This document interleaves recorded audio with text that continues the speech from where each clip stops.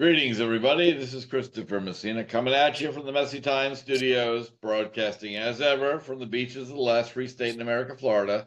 Joining me today is Evgeni Mitkov, an experienced financial markets and crypto trading guy, fintech, knows all sorts of brilliant stuff. We've known each other forever, and I'm delighted that he has found time to come on and take a day from his day job at Seven Seas Capital. Evgeni, thank you so much for taking the time. How are you?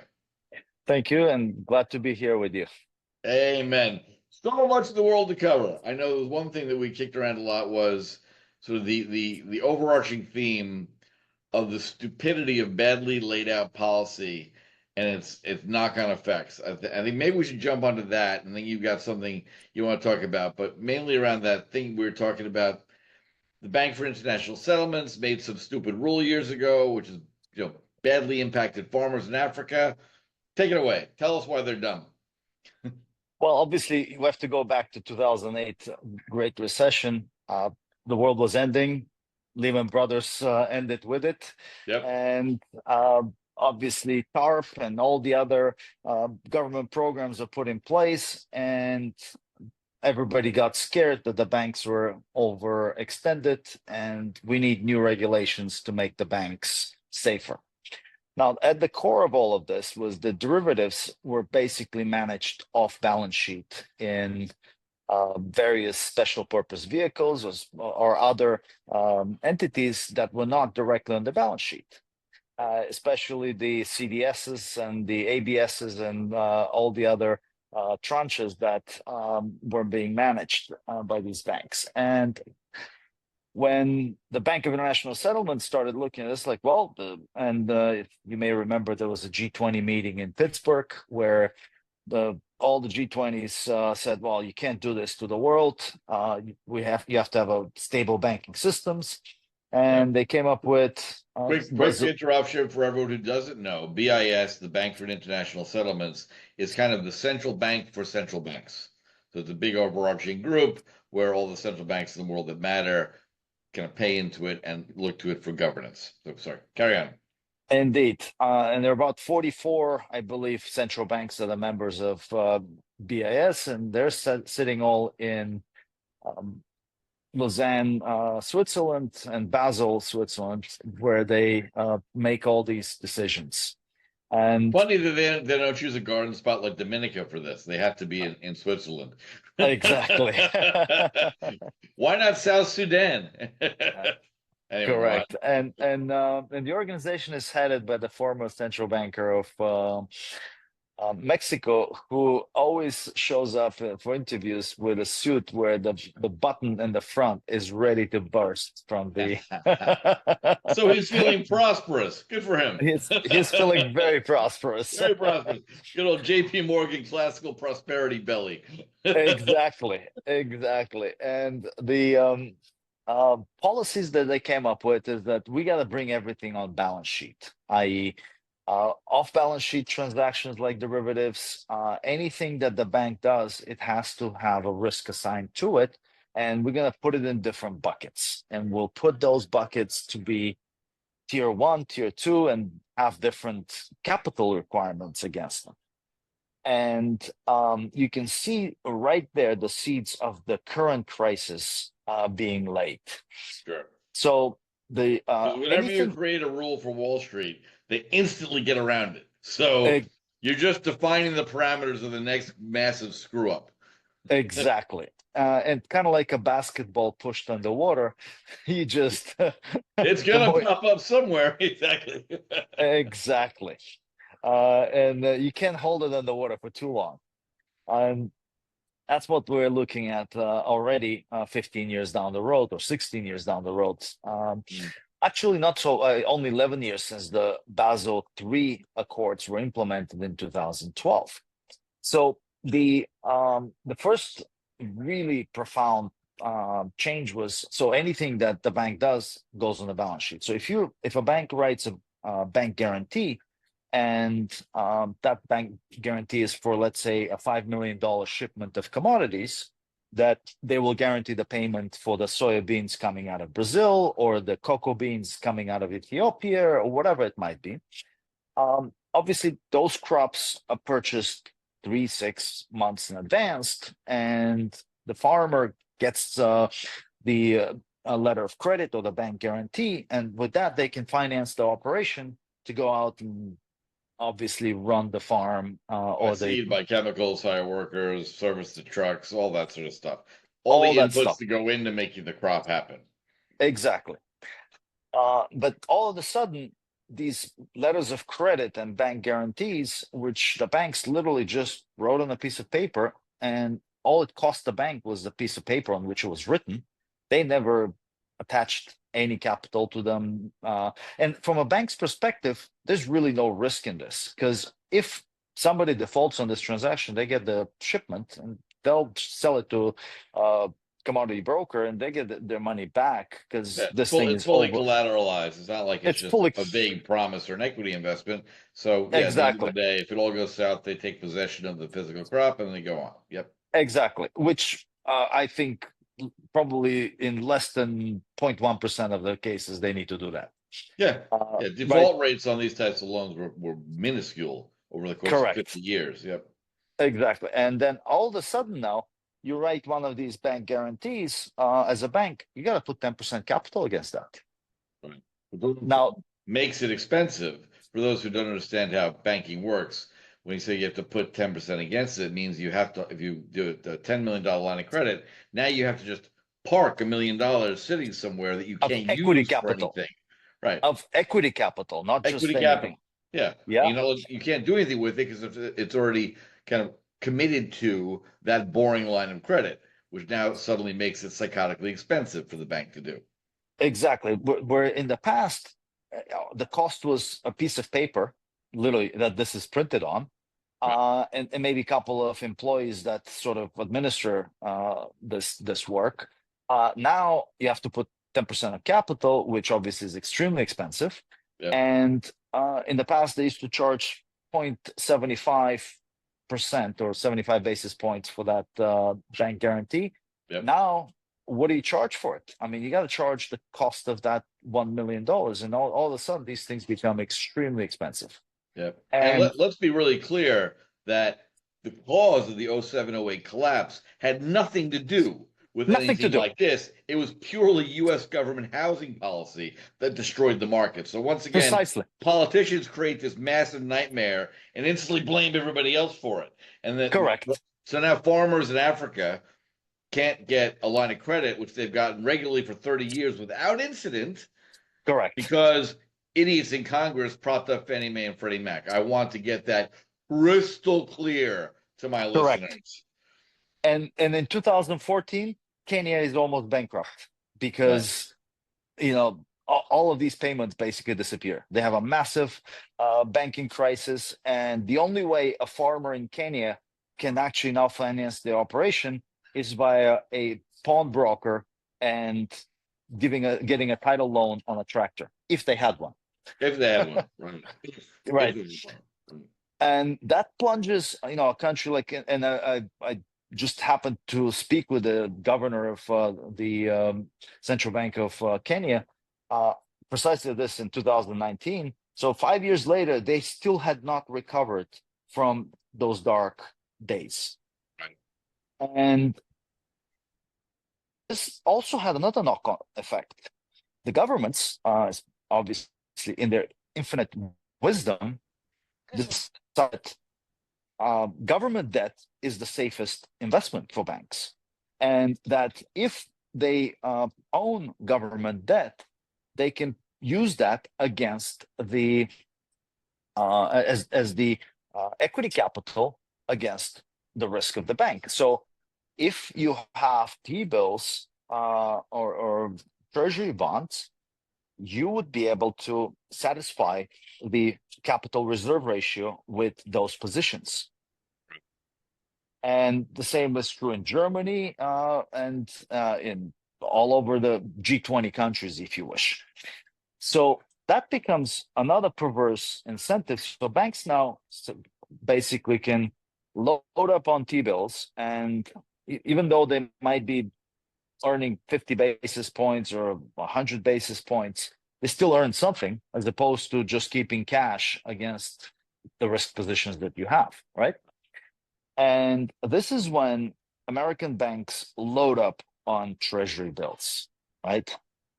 And then comes along this period when quantitative easing has to stop because we've printed for a decade after Lehman Brothers trillions of dollars. And if at some point you don't stop, obviously you're going to cause hyperinflation. So the Federal Otherwise known by Democrats. Democrats call that modern monetary theory, and they will tell you that we won't get hyperinflation because we can just change numbers on a spreadsheet. Yeah. Yeah. So a lot of Americans are living with the $40 eggs right now because of brilliant Democrats flooding the world with dollars. But I digress. Back to the you, BIS sins. you digress, indeed. Interestingly enough, now banks start loading on government debt. And at some point, you have to get off of zero interest rates, right?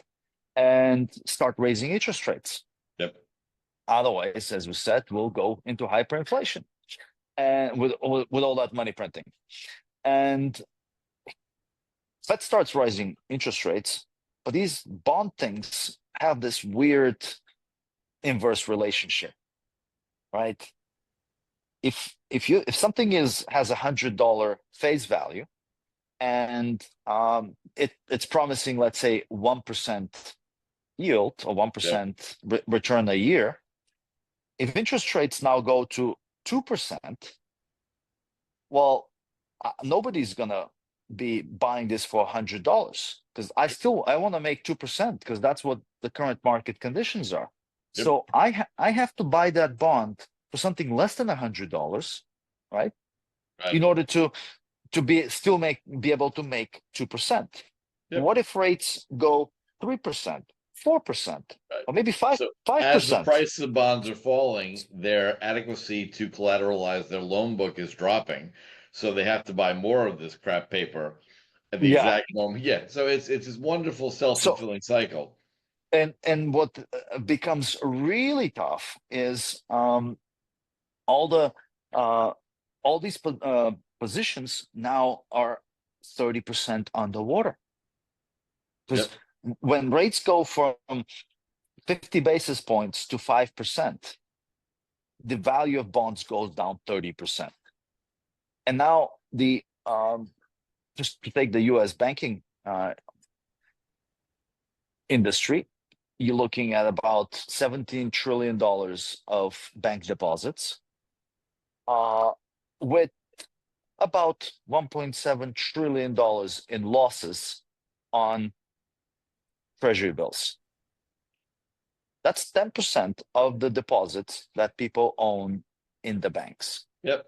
All because, again, one more stupid idea, which was instead of holding cash, which you earn nothing on, against these loans, again, none of which were ever caused the problem in the first place. Now you are allowed to say, well, I can earn money on my cash by holding treasury bills. Well, that's a great idea, but only if interest rates stay exactly where they are. So precisely. I don't know if my listeners are getting a sense yet that every calamitous decision that happens in the rates and credit markets go right back to some bureaucrat or some governmental putz making a stupid decision, and not the market, which works very well. Thank you very much. And it does. And look what happens to Silicon Valley Bank.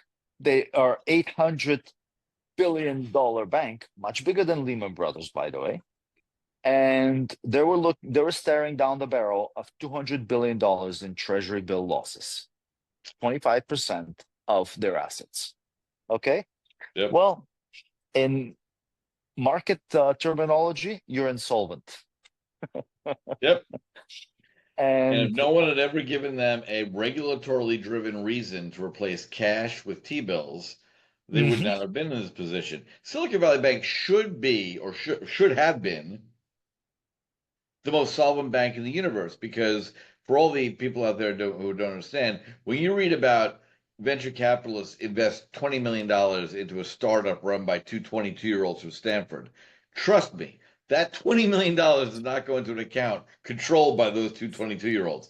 It sits at Silicon Valley Bank, and the 22-year-olds beg their VC masters for the right to make payroll this month, and the VC Exactly. master blesses it, the money goes out.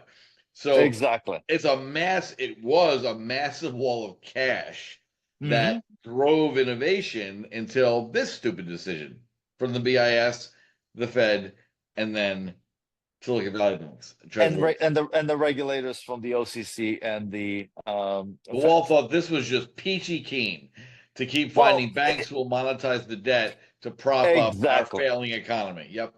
precisely the case.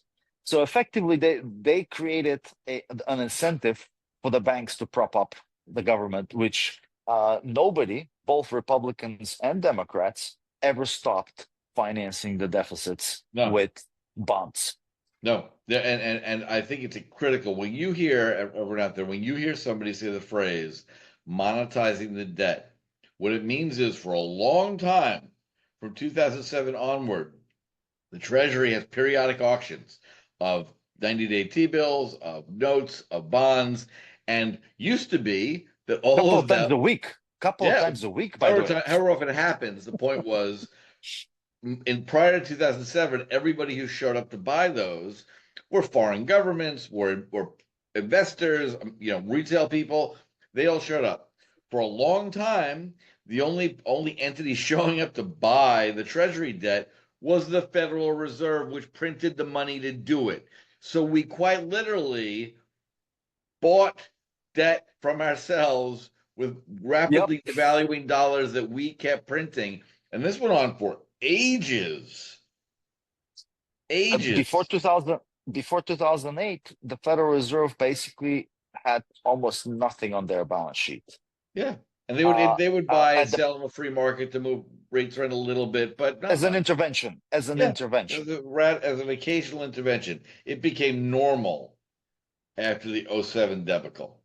And effectively, for all those QE, it was a decade of QE, quantitative easing, Yes. Cheered modern on by monetary all these policy. idiots. Yeah. Yeah, The clowns who wanted to stay in office. Yeah. Cheered on by they everybody.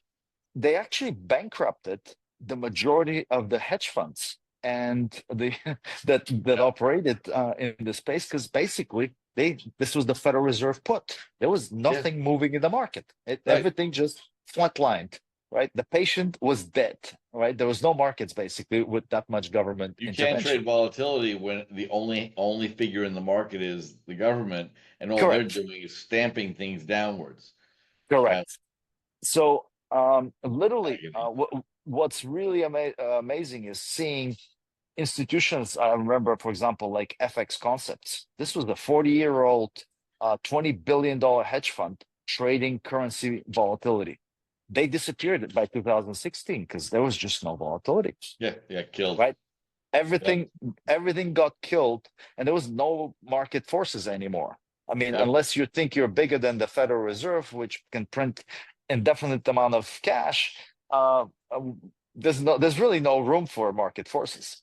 No, and And that is a really important point to get across to people, right? Because for those who did not spend time at the coalface in the global capital markets and just see the economy from their job, from go to the supermarket, like if there is a lack of a multiplicity of of market participants buying and selling based on their own opinion about market forces, that very lack of multiple market participation, because there's a massive elephant in the room called the Federal Reserve, that lack of volatility actually kills natural market growth. So it seems like a very arcane concept to people, but the things that enable you to have a mortgage at a relatively stable price, buy gasoline at regular, fairly normal prices, is because there are lots and lots and lots of people around the world who are willing to take risk on price movement. And when price movement doesn't happen, it is kind of like movement equals life, stillness equals death, and you get this weird effect that the economy dies because the Fed has said, I want to keep prices stable. correct. And then there was another knock-on effect from the Basel III policies. Banks obviously have to have this additional risk capital to cover the risks they take. Yep. And as an employee of a bank, now let's go back to 2008 again. In New York City alone, banks fired the small amount of 425,000 bankers. Yep. 500,000 You're not almost. going to get a lot of sympathy out in Main Street for that, but yeah, but No. that is true. Just it's a city of 8 million people. 500,000 bankers were fired in the Yep. 08 crisis. Okay.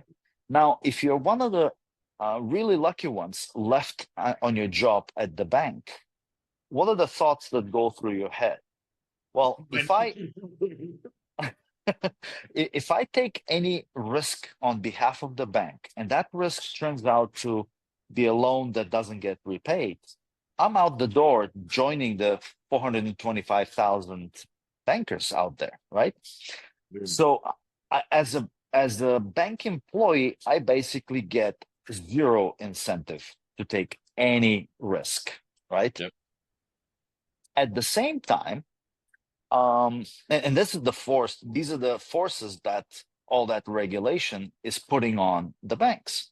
At the same time, the bank itself fired 400, the banking industry fired 425,000. So the banking industry is missing a lot of warm bodies to do the work. Yeah. So, right. Exactly. It wasn't like that those challenging analytical issues and operational issues and all that went away. They're still there. But now they're just not getting done. Not just not getting done, exactly. Now, and picture this scenario. I am a small business and I'm looking to get a $1 million loan from a bank. Or I already have a bank account with the bank and I'm picking up the phone to call on an operational issue. Whether I have $1 million at the bank or $100 billion at the bank, it's the same 30-minute call that I'm going to have with the bank. Yep. And then the bank now missing 25% of their employees or some massive gaping hole of employees is looking at every customer and saying to themselves, well, if this small and medium-sized business calls me up, it ties up my very limited resources for the same time as IBM or GE or Apple. And quite literally, almost an entire year's profit on a small customer if that customer spends 40 minutes on a phone call one day.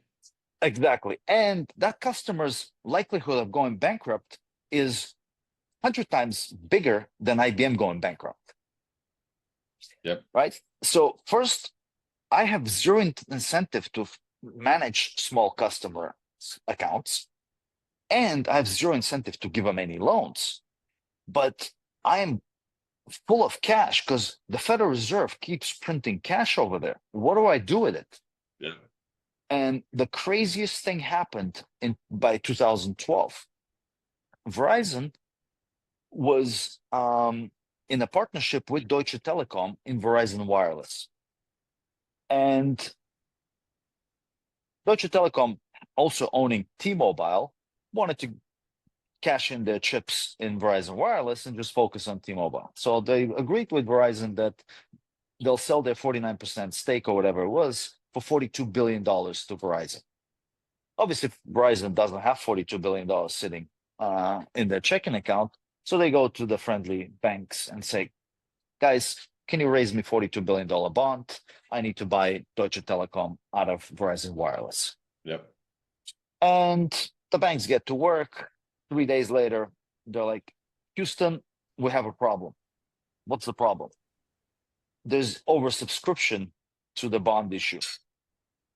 You, Verizon, would you like to raise more money to satisfy the demand that's out there? Sure. I mean, Yeah.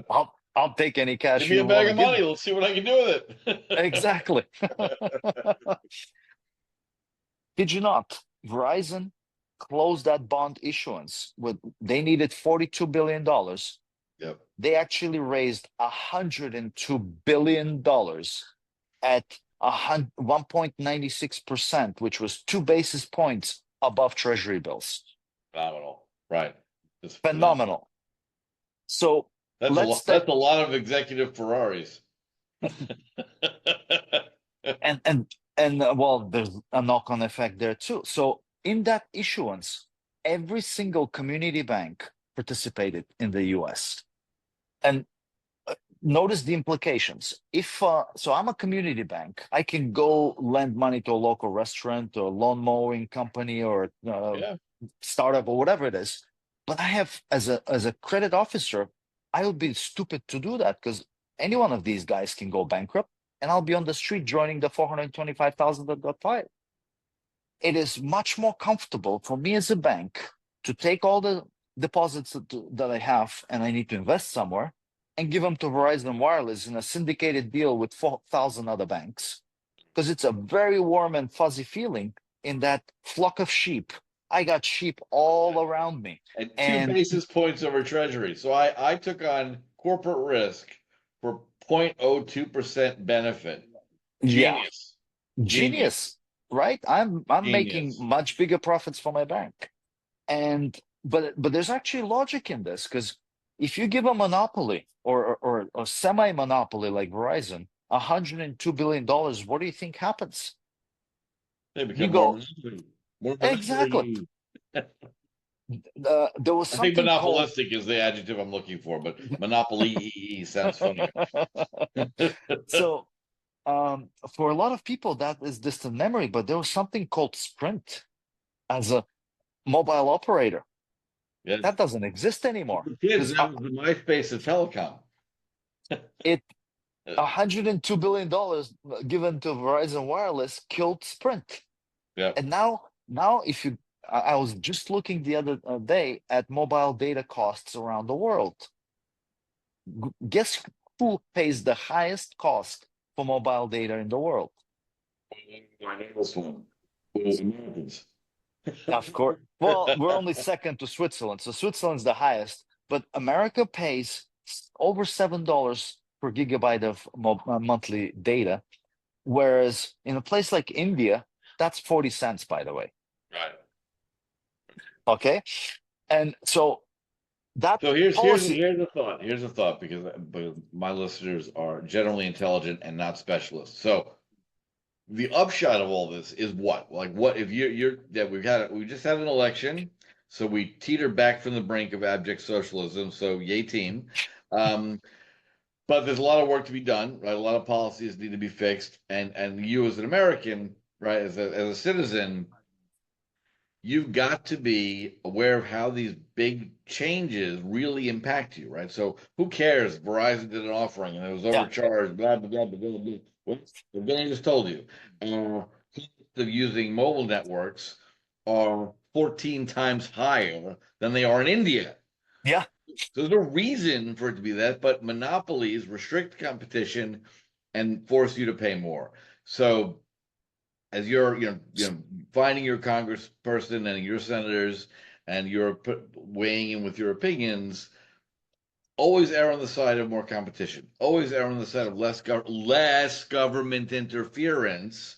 You will get better outcomes. Anytime you get any politician, usually on the left, but any politician telling you they're going to control your price or they're going to lower your costs, all you got to think about is healthcare and anything else the regulators touch. In free markets, quality goes up and price goes down. And in regulated markets, the exact opposite happens. Always. It's an Always. ironclad law. The more someone, what Reagan's great line, hi, I'm from the government, I'm here to help you. And No. again, you grew up in a communist society before you came here. This is before the Berlin Wall fell. Ancient history to my younger listeners, Yeah. but maybe you could give a little insight as to how that colors your view of market forces. Well, obviously, my younger years were spent in Eastern European under communism, and there was obviously no competition, and there was no market forces. But there were two things that were very different there. The communists were actually providing amazing education, especially in the math and science part, Yep. and they were not interfering with the family. They did not try to break up the family. And those are the two biggest mistakes that cost them that nobody to believe the propaganda that the economy is doing well. Right. Exactly. And eventually, the regimes were insolvent because there were no market forces. There's no funny thing happens when you have market forces. The wisdom of the masses starts to play out, and you don't err too far out from the righteous path, if you wish. Yeah. Because there is a right path, but that path is always crooked because there's natural influence, there is market, there is change in tastes and all of that, right? And in communism, you'd go in a supermarket and there will be shelves full of one thing that nobody wants and empty shelves of the stuff that people need to eat. Yeah. Now, what was the phrase they used? It was in Soviet Russia, but I'm sure it was everywhere. That it's a great system under communism. We pretend to work and they pretend to pay us. Precisely. What is really sad, though, you start to see that in America in 2024. There's a lot of people that are pretending to be working, and needless to say, whoever is paying them in dollars is pretending to be paying them because the inflation is not is eating those dollars away. There are border jumpers who don't even bother to pretend to work. They just can't get handouts. Their salad days, whatever language it thinks, so they're not all Latin American. A lot of people have poured across our border. That shit is about to end. And it must. Oh, here's the funny part. That is going to end. Everyone sitting in a hotel in New York getting taxpayer money for doing nothing. You're going to be put on a fucking bus back to wherever you came from. COD, buddy. This is about to end. When someone told me the other day, they tried to make the case by putting it out on the propaganda. I mean, CNN and New York Times. Like, well, what would it cost to round up all these illegal aliens? First off, the question is, what would it cost not to round up these assholes? Second off, we don't look at cost when we judge the law. We don't see rash and robberies and rapes and go, well, we can't afford to bust them, so rape away. Right? We don't do that. And what it's so funny is one of these people said, well, it would cost this and this, this. And clearly all their estimates are, well, what if we hired, civil servants who are unionized and paid them triple overtime? How about the fact that 99% of normal Americans will volunteer their time to point out the border jumpers, and the only people you're paying are the ones putting handcuffs on them, right? Yeah. So we're going to round up tens of millions of people and ship them out of here. And it's going to be fantastic. You don't even need to round them up. You just go to the Roosevelt Hotel in New York. Yes, right. They're right there. Round them up. Put a big net around it. Boom. Right? Yeah. Randall's Island. So it's going to be a marvelous realignment when the rule of law kicks back in. But they've tried to do this thing where they're going to bring all these people in and then say, well, it would just be too expensive to find them. Yeah. No, we're good. We'll find them. It's all good. Oh, yeah. Well, here's the funny part. Under communism, there was no unemployment benefits. There was no social security. If you for some strange reason your factory closed, the government will find you another job. There will be plenty of ditches that are being dug.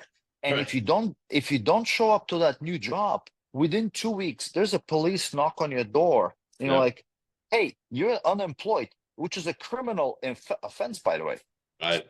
And if you it's illegal not to work. I kind of like that, but it's fascinating.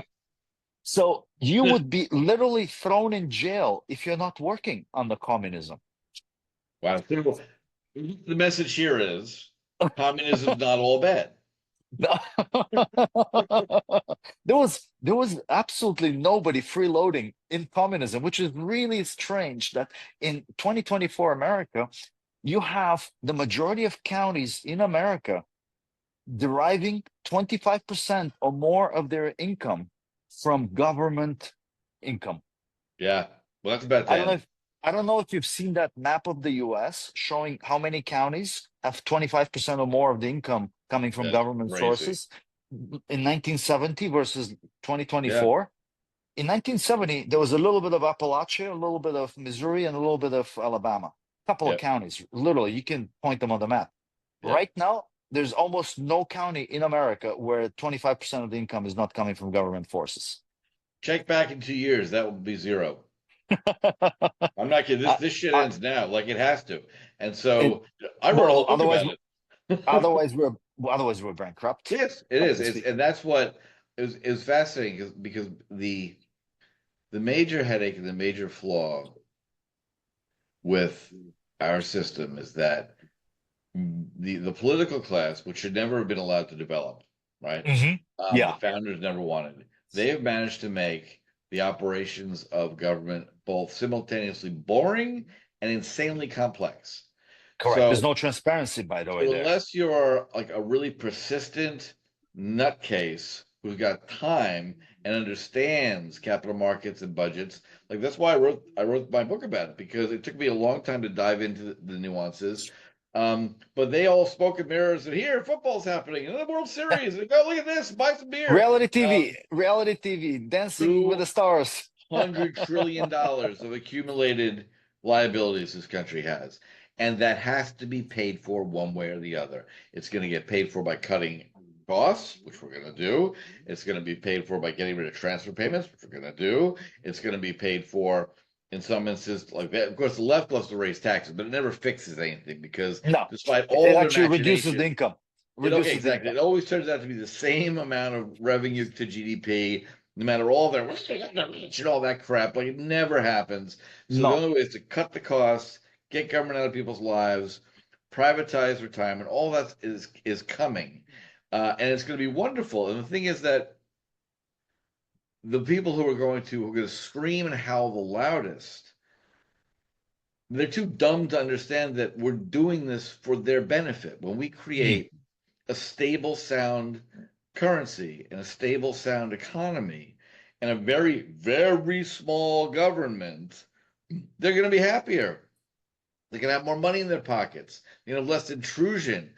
I just had a chat with a friend of mine yesterday who's building a house, not even building a house.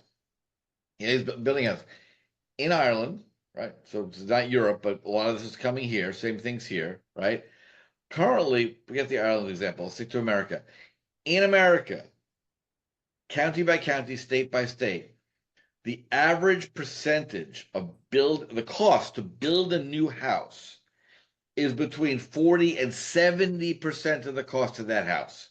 So if you're in San Francisco and you spend $1 million in a house, $700,000 of that goes to regulators paying fees, being in compliance with this piece of wood has to weigh this much, it had this much water density, and all of this crap that is dead weight loss on the economy. If you're lucky you live somewhere that's more liberal, you're still paying some psychotically large amount. I need a building permit. I need a insurance. I need a code thing. And then the inspectors can show up, and it's a fine line. Does this one want a bribe to make sure that this goes yeah, through, or does this one got busted for taking bribes and is now wearing a wire, and you're the unlucky idiot who's going to get busted offering him $50 to sign off on the window sash, right? So you've got this insane corrupt system that all it does is waste money and pour it down the hole of an abusive government. I can't correct. wait to get rid of it. I can't wait to be part of the solution. And what's really perverse is Eastern Europe went from that and quite a bit of corruptive years post communism collapse. But shockingly, um, a lot of places in Eastern Europe now have 10% flat tax. So your tax return look Yeah, income, yeah, 10%, right. Yeah, and doesn't that's not it. even a full piece of It's paper. it's a three line tax return. Yeah, Um, and and amazingly, there's actually more capitalism in China in Eastern Europe than there is in the US. I yes, mean, yeah, here's another really scary byproduct of those Basel policies.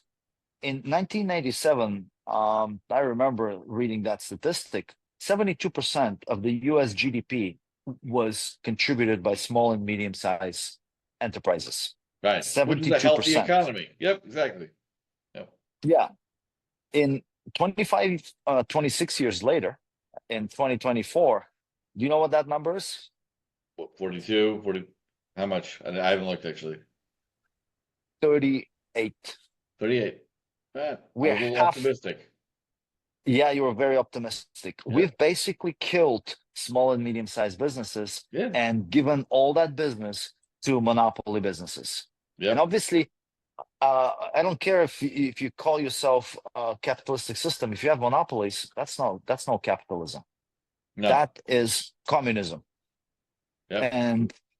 And yeah, they provide cushy jobs for a bunch of people there. So I'm sure these monopolies are have 500,000 employees and all that. But because there's no market forces to keep them at check, there's no innovation. There's no actually there's less employment in that. Yeah. That's Of why. course. What's another scary statistic is if you look at the 50 years ago, the average American family had one income. It was only the husband worked, right? Yep. The average American family had 2.2 cars, zero debt, Yep. and college costed $1,000 in 1974. Yep. A year. A year. Now, you fast forward to 50 years later, you're looking at the average American family has 2.2 incomes. Yep. 1.7 cars, half a car less than in 1974. Yep. And obviously 1.2 jobs more, $650,000 in debt, whether that's credit card or mortgage, right? Yep.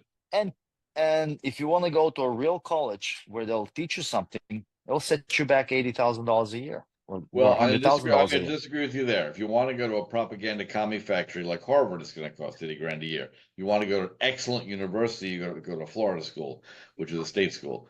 But aside from that, all the rest of it's absolutely right. But all of that, everything. And this is I tried to drive home to folks who don't have time to pay attention to this crap, which is why the political class has affected that very transformation you're talking about. That switch of wealth ended up in their fucking hands, one way or Yep. another. Ended up, why does Jeff Bezos need 3 700-meter yachts? Right? It's ridiculous. That's ridiculous. But the thing to remember is every time the government subsidizes something, it goes up in cost. And that one basic insight most people just don't get, because in the here and now, right? College costs $1,000 a year. I can't afford it. I can afford $500 a year. So the government says, okay, I'll give you $500. You give $500, and now great. But the problem is, the college says, well, the government's going to give me $500, and I know that I could actually charge $1,400 because it's still $100 less for people who are already paying the 1,000. So they're overjoyed. So people who are paying 1,000 are now paying 900. Woo woo! But it's gone up. It didn't stay at 1,000. It moved with the subsidy, and they've done that over and over and over and over again. And now people are one. And then of course they say, "Presto magico, we'll forgive your student loan debt," as Biden did. Here's my prediction. I'll let you go because we've got not a lot of time. But here's my prediction for the most wonderful, magical executive order that Trump is going to issue that will result in the largest chorus of cries and misery and despair from spoiled brats who took taxpayer money and paid off their loans as opposed to just paying them off because Congress never authorized paying off people's college loans. It was an executive order, which means it could be fucking reversed. So he's going to come back in, new executive order. You were illegally given taxpayer money under Biden. Pay it back with interest, thank you very much. Because there was never any justification for people who either paid for college, paid off their own loans in college, didn't go to college. There was never any rational reason to pay off the loans of blue-haired assholes marching in the streets for Antifa. There was never any moral or logical or constitutional reason that happened. So the Democrats tried to buy the votes of dimwit college students who were already going to vote for them, which makes it really stupid, because if you're going to buy votes, you should buy them from people that weren't likely to vote for you. So if I could record the cries of despair from all the kids who find out they're not going to Coachella this year because they got to pay back the loans that they originally took out in the first place. It's Or going to be spend great. or spend $1,000 on a Taylor concert. Exactly. I Exactly. remember seeing actually another. Here's an inflation. Um, Kurt Cobain video from 1993. The promoters of his concerts were telling like, we have to decide whether to charge $25 or $50 for the concert. And it's like, Right. we can charge $50 for a concert. Yeah. Well, to be fair, Kurt didn't have nice legs, and he grunge and misery only has a limited market, whereas Yeah, hyper positivity and my 6 last boyfriends were assholes is apparently a bigger market. indeed. And Listen to her. She's fantastic. She is. I had someone saying something about her endorsing the president. I said, look, you cannot criticize what I consider to be one of the hardest working people in America and a phenomenal role model for girls, or for anybody, Mhm. but for girls. Like, you work hard, you create things people like. That's the free market, right? Very Yep, good for you. And if you are insane enough to be a dad that wrote a massive check so his girls can go see a Taylor Swift concert, don't know who they might be, then great, right? Fantastic. And it was funny when someone was criticizing her when she stupidly, but she can do what she wants. She endorsed Cackles for president. Of course she did, right? Um, but what I found so juvenile kind of online was people who were like criticizing her overall. I said, she's a human being. She's an American citizen. She's allowed to say what she wants. You don't have to listen. yep. Clearly, celebrity endorsements didn't win it for Cackles, so who cares? Free market. Indeed, that I think that's one of the best conclusions from this election is the free market finally took hold, Yeah, and I think between Washington Post, New York and Times, and everybody else, they're gonna have to do some serious soul searching because they even when won't, they were but they lying, should. nobody believed it. Nobody believed their propaganda, right? Yeah, yep, And people just went out and voted and just took them out of their misery. But we have a lot of work ahead of us. yep. We have to create serious competitive forces. We have to create a lot of uh, small businesses out there. And actually, I already see the sprouts of them. I think the last couple of years, um, America has created a record number of new startups. But what's interesting is, and this is where the remnants of the old regime are still there, a lot of people, and I've been doing a lot of development in my firm. And when I call one of these big companies like Microsoft, what you hear in the voice of employees, like I was with a Microsoft employee, and he's outright asking me whether he can shift me to his personal company. Right. So Exactly. the guy works for Microsoft, Right. but and they've created this elaborate cloud architecture with AI and everything that Yep. nobody could figure out, right? But Yep. he would gladly consult you out of his personal company, Yep. even though he's full-time employee of Microsoft, to Yep. help you out with your with a problem. I came across a recent MBA who, kid you not, on one computer was a W-2 employee of JP Morgan, and on Yep. another computer, he was a 1099 consultant for Bank of New York and in the same compliance department, That's fantastic. God. right? Even better, in compliance. In That's compliance, right? mwah. Right. Yep. So there's a Well, lot when of companies people, get big enough, they become like governments, right? It becomes indeed, really hard to manage. exactly the point, right? Yep. In these big behemoths, you're looking at so much dead wood that actually is running their own businesses. I have a Which personal I find prediction as well that, encouraging, actually. yeah, Really encouraging. well, That's great. if you look at the decentralized, the DeFi markets in crypto, my personal prediction is 50 to 70% of all activity in DeFi is coming from bank traders sitting at their bank job simply because they don't have anything to do there. They're just Yeah. collecting a paycheck and building the hedge that will give them income once the bank fails. Excellent. Great. Terrific. Free Danny, market economy. free market economy. Thank you for taking the time to come on. Always appreciate it. Good insights. It is invaluable for people to hear. That's why I try to get done here. Why you're a phenomenal guest for this is free markets always work. It is always better to choose what you want to do and let other people do what they want to do. Anytime some government bureaucrat tells you they're going to make something less expensive for you, fucking run in the opposite direction because it is Absolutely. always the exact opposite. Always. And Always. and and they can sustain things for decades, and that's the sad part that Yeah. And manip that's the mark problem because people look around and say, I've heard guys like you saying, we're going to yeah, collapse into bankruptcy for years. That's true, right? But it's easy. It's really easy to know what's going to happen. It's really hard to know when. And when it yes, finally collapses, it's you are a very doomed. I was there yes. in South Africa when the rand collapsed. People who were middle Oh class became poor. People in Greece got screwed because of the yeah, euro and the financial yeah, collapse. People who are middle class pensioners, because of the yeah, radical reorganization, the devaluation relative to the yeah, euro, suddenly were poor. And correct. bang, it happens like that. And if you're 72 and you're already retired and you saved your $1.2 million nest egg, and inflation turns that to 210,000 in 2 years, that's it. You're not going back to work. You're Yeah, screwed. yeah. You go into the supermarket to pack bags, Yeah. If you can, or if right? you can, If you yeah, can. So, or you start planting tomatoes in your backyard because that's the only way you can eat vegetables. right.